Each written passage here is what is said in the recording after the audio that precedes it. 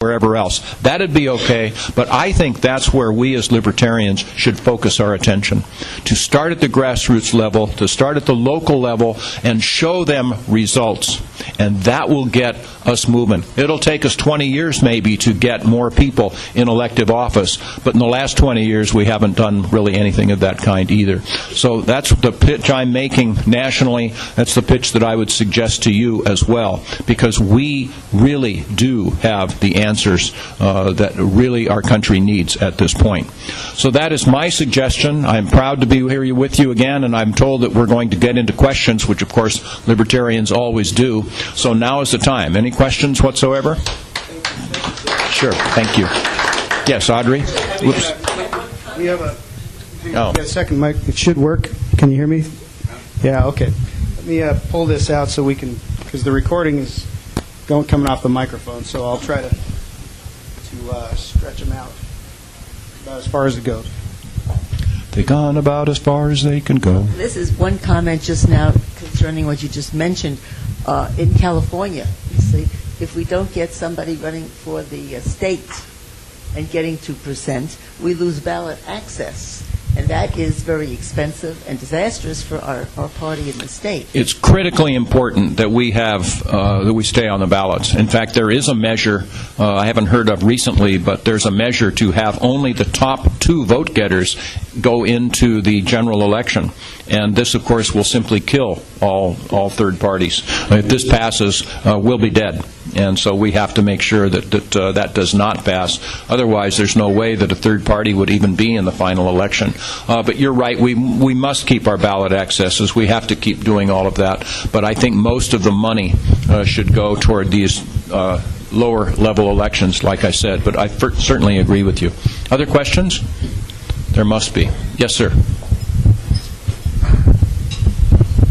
I'd like to push you a little more on a question you've already partially answered about why the U.S. government and state governments is so opposed to drugs or legalizing drugs.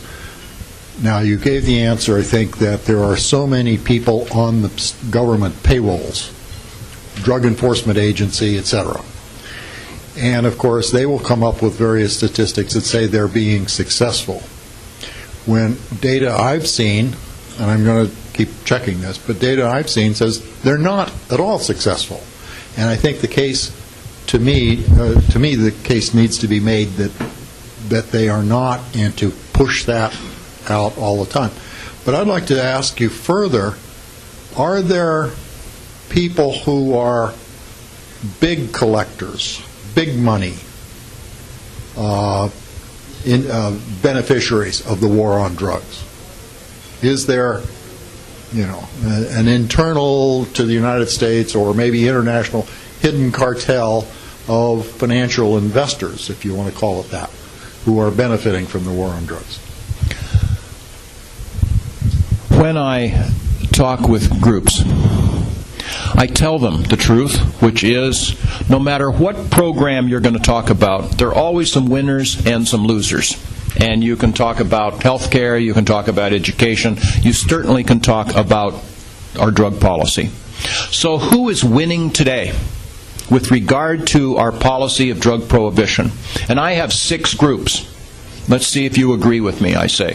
And the first is, obviously, drug lords, big-time drug dealers. They're making hundreds of millions, billions of dollars a year. It's tax-free, and they're laughing at us because nobody, even in government, will say that we seize more than 10% of the illegal drugs in our society. And to be honest with you, the candid ones will tell you the truth, which is we only seize about 5%. So it's just a cost of doing business with all of these photo ops, and you seize a ton of cocaine. It's not a victory. It's only a symbol of the depth of the problem, because for every ton we seize, we easily fail to see something like 10 to 15 tons. So they're winning. The number 2 groups of people that are winning really are the juvenile gangs. Lots of people join juvenile gangs just to be a part of the action.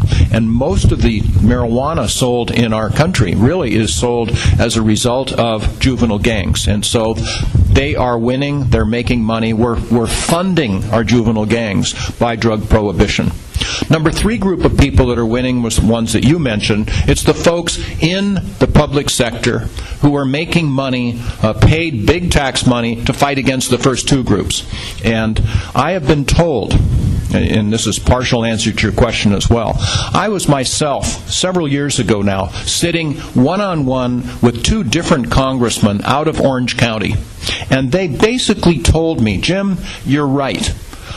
The war on drugs isn't working, and many people in Washington will acknowledge that privately. They will tell you that the war on drugs is not winnable, but it's eminently fundable. And they are, to put it in their language, these agencies are addicted to the drug war funding.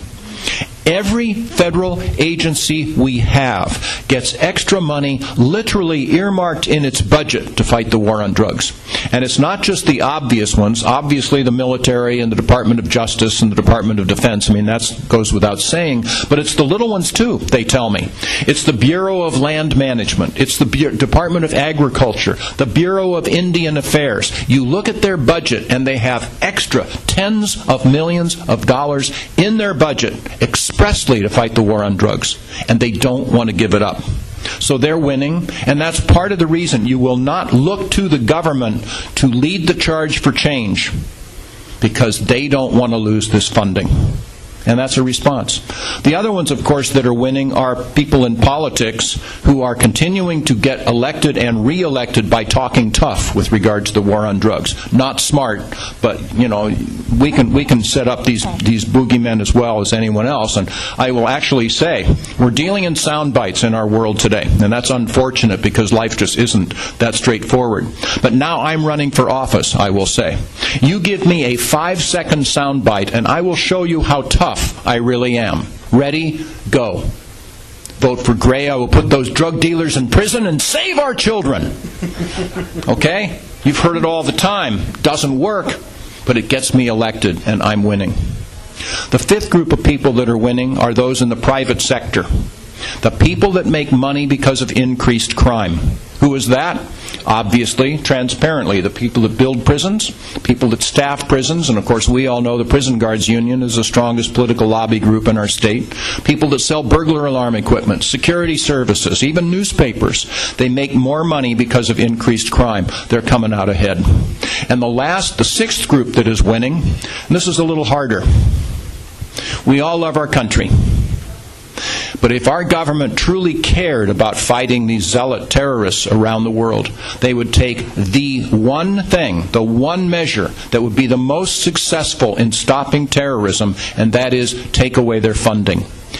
Every terrorist organization around the world has its primary source of funding from the sale of illegal drugs. And I regret to tell you, the government of the United States of America doesn't care that much about fighting this threat. Because, as I call it, drug prohibition is the golden goose of terrorism.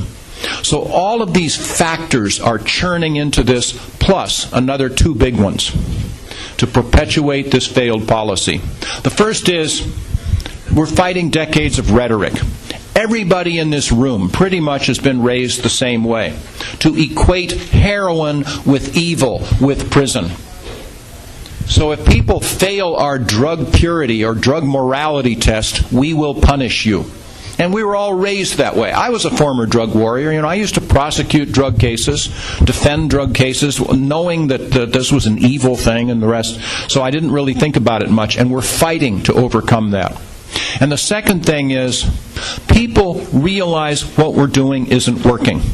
Universally. In fact, I asked the question, how many of you people here feel that we in the United States of America are in better shape today than we were 5 years ago with regard to the critical issue of drug use and abuse and all the crime and misery that goes with it? Nobody raises their hands. They all realize we're not making progress. But we are willing to continue with this policy for, quote, all of its defects, unquote, for one reason. Because we want to keep these drugs away from our children. We want to protect our children, and we're prepared to pay more money, put more people in prison, cause terrorism, have this violence and everything else to protect our children. The problem is, As soon as people realize this truth, they will rebel against what we're doing. We are affirmatively putting our children in harm's way because of drug prohibition for